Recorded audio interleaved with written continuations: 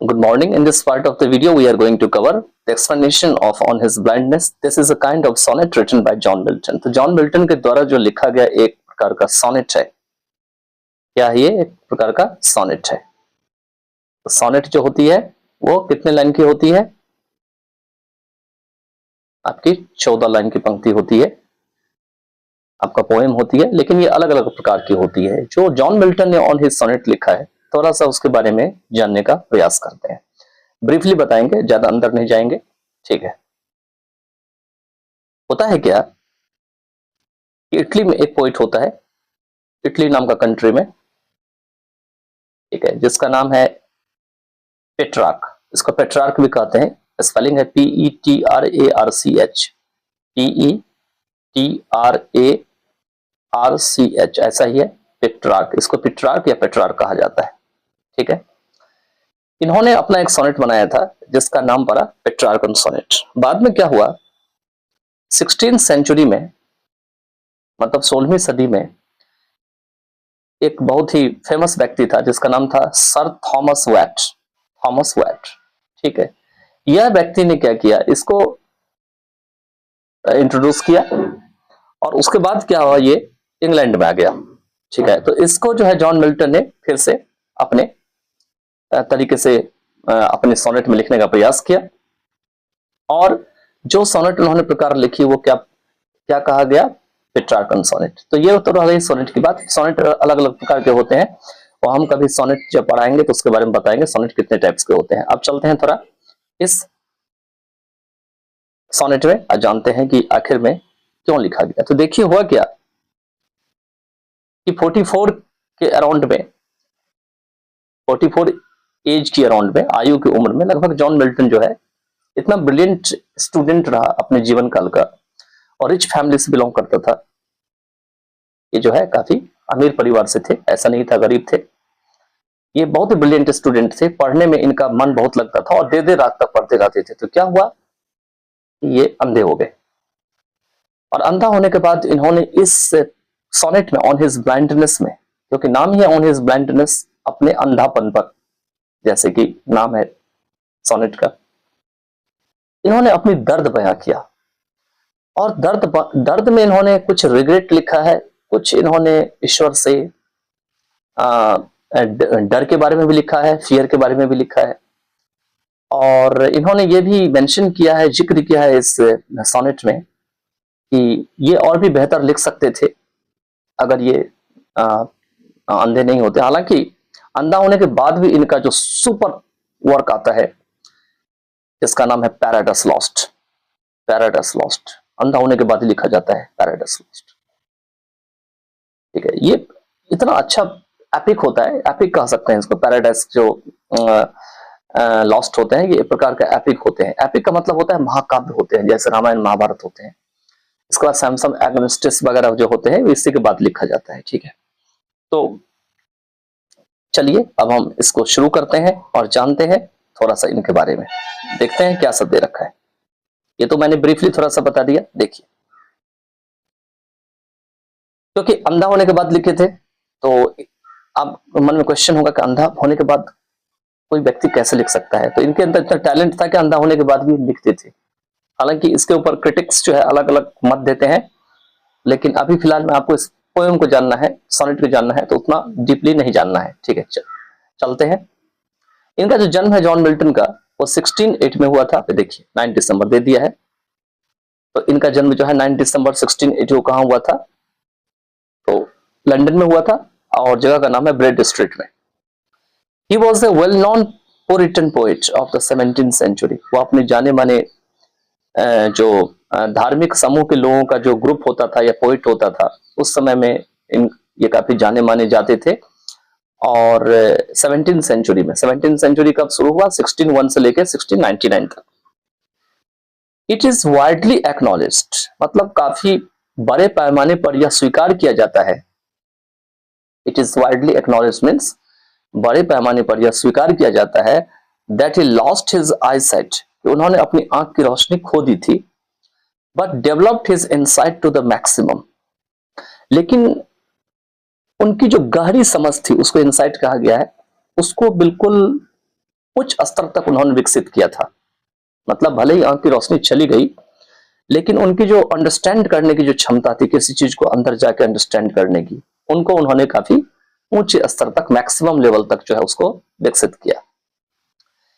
ही composed L allegro, L पेंसरोसो, इन्होंने L allegro की रचना की थी, एल पेंसरोसो की रचना की थी 1632 में, कॉमस की थी 1634 में, एंड लिसिडस की थी 1637 में। ये सब इनके जो है पोएम के नाम लिखे गए हैं। His great epic poems, Paradise Lost 1667 and Paradise Regent, along with the play Samson Agonistes, were his highly thoughtful and everlasting creations. यहाँ पे यह दे रखे हैं कि उनके जो जाने माने हुए जो महाकाव्य हैं, जैसे कि पैराडाइस लॉस्ट है जिसे 1667 में लिखा गया था, एंड पैराडाइस रिगेंट है, और साथ में एक ड्रामा या नाटक भी लिखा गया था जिसका नाम है Samson Agonistes. Were his highly thoughtful, ऐसा माना जाता है कि उन्होंने काफी ज्यादा सोच विचार करके जो है इसको लिखा था। And ever lasting creations, ever lasting यहाँ आर छूट गया है, मिसप्रिंट हो गया इसमें। तो एवर लास्टिंग क्रिएशंस का मतलब होता है जो कभी ना खत्म होने वाला निर्माण हो। He was non for his grand style, वह शानदार स्टाइल के या शैली के रूप में जाने जाते हैं या उसके लिए जाने जाते हैं। चलिए इसमें लिख भी दिया है, यहां नीचे देखिए, इसमें लिखा है कि on his blindness is a Petrarchan sonnet. मैंने बता दिया था शुरू में ही कि ब्लाइंडनेस जो है, ऑन हिज ब्लाइंडनेस लिखा है उन्होंने, ये पेट्रार्कन सोनेट है, ये सब बात मैंने शुरू में बता दिया। The opening 8 lines are called octave, मतलब शुरुआत की जो 8 पंक्तियां हैं पोएम की वो क्या है, ऑक्टेव। ऑक्टेव का मतलब है कि ऐसे ऐसे ये चलता है 3 4 5 6 7 8, उसके बाद फिर स्टैंजा बनता है और फिर नीचे से चलता है। ठीक है, तो ये इसमें जो है हालांकि प्रॉब्लम्स 8 लाइन्स में इन्होंने बयां किया है, और उसके जो 6 लाइन्स लास्ट में है जिसको सेस्टेट कहा जाता है, इसमें इन्होंने इसका सॉल्यूशन बताया है।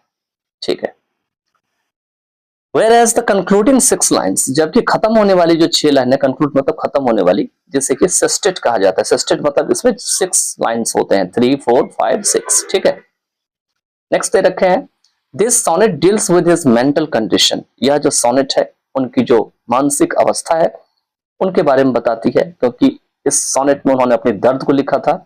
When he was deprived of his eyesight, जब वो आंख की रोशनी से वंचित हो गए थे।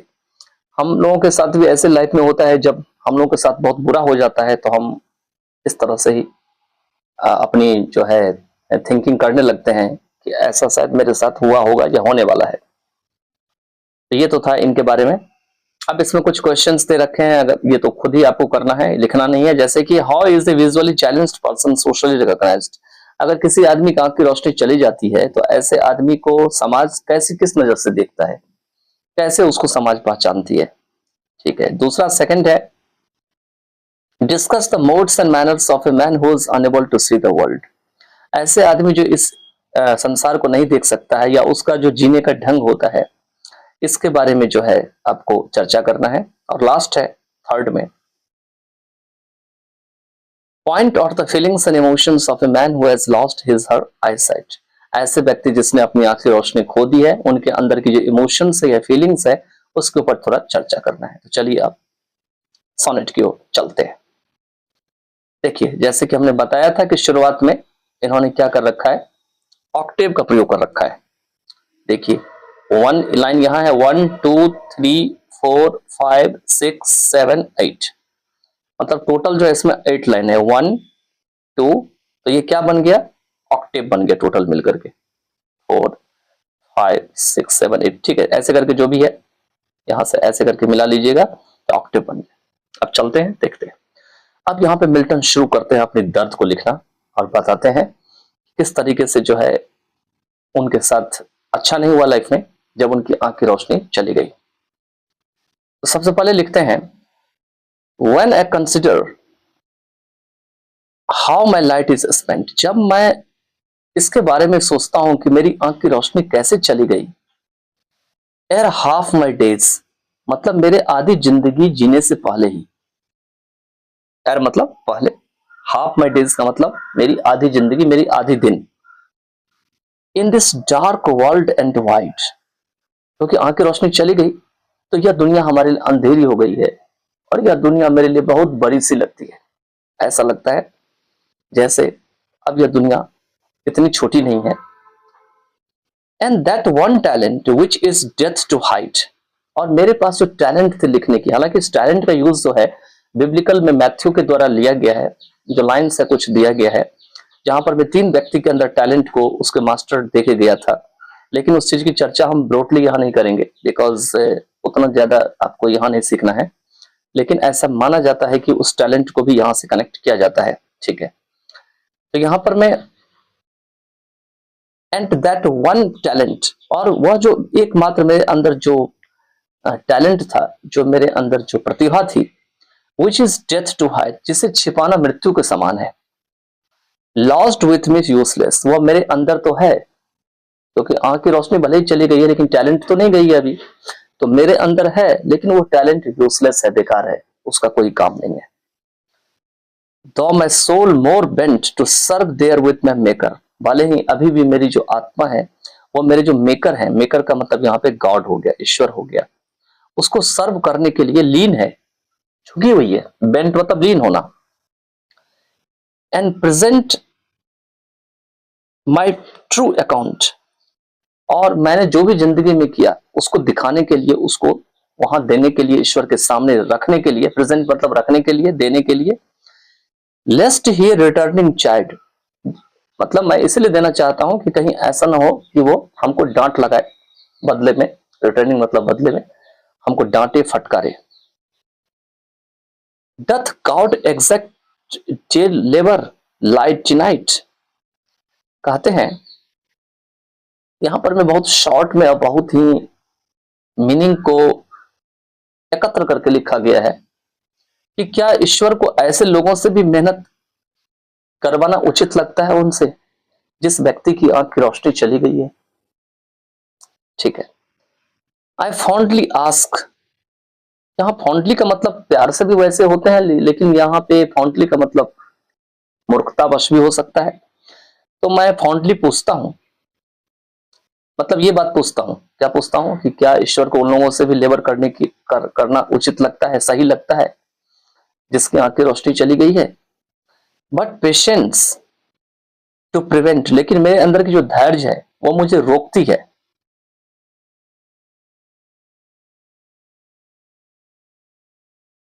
दैट मर्मर सून रिप्लाइज, और मेरे अंदर से हल्की हल्की सी आवाज आती है और उस आवाज में उत्तर मिलता है। मेरा मन कहता है, मन ही मन में बोलता हूं, और मेरे मन के अंदर में यह उत्तर निकल के आता है, God doth not need either man's work or his own gifts, कि ईश्वर को ना ही तो किसी व्यक्ति की काम की जरूरत है और ना ही उसकी गिफ्ट की जरूरत है, उपहार की जरूरत है। Who best bear his mild yoke, they serve him best, ऐसा व्यक्ति भी जिसके गर्दन के ऊपर काफी बोझा लगा हुआ है, काफी बोझा पड़ा हुआ है, मतलब जैसे कि बैल के ऊपर, योक का मतलब होता है बैल के ऊपर जो आप लकड़ी डाल देते हैं हल चलाते समय, और उस बैल को बोलते हैं आप चलिए, और उसको चलवाते हैं आप। तो कहते हैं अगर ऐसी परिस्थिति भी मनुष्य के साथ हो तो ऐसा मनुष्य भी ईश्वर को बहुत बेहतर तरीके से सेवा देते हैं। हिज स्टेट इज किंगली, उसका जो साम्राज्य है, उसकी जो दुनिया है, राज्य है, वो बहुत ही बड़ा है, kingly. Thousands at his bidding speed, मतलब उनकी आदेश पर में हजारों की संख्या में जो है लोग चलते हैं। स्पीड उनके मतलब चल पड़ते हैं, जैसे वो आदेश देते हैं कि हजारों लोग तैयार हो जाते हैं उनकी सेवा के लिए। And post over land and ocean without rest, और ये जो है जमीन से और महासागर के ऊपर से जो है ये चलते रहते हैं, और इस तरह से ये सेवा पूरा करते हैं। They also serve who only stand and wait, और ऐसे भी लोग हैं जो केवल प्रतीक्षा करते हैं, जो केवल खड़े रहते हैं, वो भी ईश्वर की सेवा करते हैं। तो आपने देखा होगा कि पिछली वाली जो 8 पंक्ति थी जिसको हमने ऑक्टेव कहा था, उसमें प्रॉब्लम था, लेकिन जैसे यहां मरमर से शुरू होता है तो यहाँ पे सॉल्यूशंस दे रखा है, इसका समाधान दे रखा है। तो जो सेस्टेट है, सेस्टेट मतलब 6 पंक्ति का लास्ट में जो सोनेट है, ये 1 2 3 4 5 6 देख रहे हैं, 6 जो यहाँ पे लाइंस है, इसमें केवल सोनेट में आपको सॉल्यूशंस दे रखा है। और इन्होंने बताया है कि भले ही हमारी आंख की रोशनी चली गई, इनके इसके मन में बहुत असमंजस रहता है, क्या मैं अब पहले जैसा कर सकता हूं, क्योंकि ये बहुत ही ज्यादा रिलीजियस पोइट थे।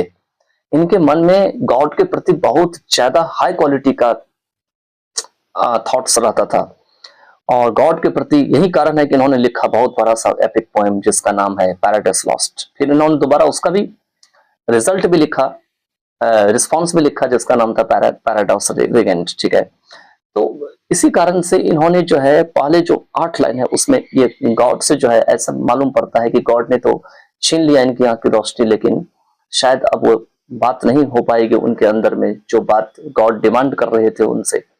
लेकिन जो लास्ट में देखा होगा कि जो हमारे पास जो ऑक्टेव थे, ऑक्टेव के लास्ट 2 लाइन में उन्होंने कहा है कि क्या ईश्वर को वाकई में उन लोगों से भी मेहनत कराना अच्छा लगता है जिनकी आंख की रोशनी चली जाती है। तो बाद में मतलब ये पूछना चाहते हैं, लेकिन क्या होता है, इनके मन से जो है पेशेंस जो है इनको रोक देता है, और अचानक से बुदबुदाने लगते हैं और तुरंत ये रिप्लाई करते हैं कि नहीं, ऐसा नहीं हो सकता है। गॉड को ना तो किसी आदमी की जरूरत है, ना किसी की गिफ्ट की जरूरत है। ऐसे आदमी जिसके सर पे बहुत बोझा है, जो काफी ज्यादा असमर्थ है ईश्वर को सही से पूजा पाठ करने में या उसका प्रेयर करने में, ऐसे लोग भी उनको जो है काफी ज्यादा बेहतर तरीके से सेवा देते हैं। उनका साम्राज्य तो बहुत बड़ा है, उनका एक आदेश पर में लोग हजारों की संख्या में जो है समुद्र से होते हुए या लैंड से होते हुए जो है चल पड़ते हैं और चलते हैं। और ऐसे भी लोग हैं जो केवल खड़े रहते हैं, केवल वेट करते हैं ईश्वर की, वो भी जो है ईश्वर की बेस्ट से बेस्ट तरीके से सेवा देते हैं। तो यही था इस सोनेट में, and I don't want to explain this poem deeply because this is for the purpose of only examinations, so that the children can indulge in the examinations format, and she can prepare for this upcoming examinations soon. And if you want to go delve deep in this poem, then in future I would try to just explain it to the bottom level, so that you may have some experience of the background of the poet and his labor for writing the poetry's drama, and how much was he addicted to that, because he had been a brilliant student of his life, and this is why he had a lot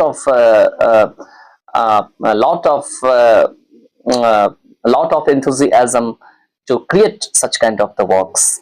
So maybe it is possible that I can again explain the same poem when I will get chance in future. But if you just complete, agar aap itna bhi complete karte hain, तो what would happen that you will be able to pass in the exam with good marks, and you will be able to also analyze and also make the meaning of the sonnets very well, and you would not have any kind of the confusion from the beginning to the end. From the eight lines you would have studied so far, that they are known as the octave, and the last 6 lines they are known as sestet. In the 8 lines we had the problems, and in the 6 concluding lines, that is called sestet, we have the solution. So with this we end this poem, and in the next part of the video I'll be again present with the question answer of this sonnet. So by then, take care of yourself. God bless you.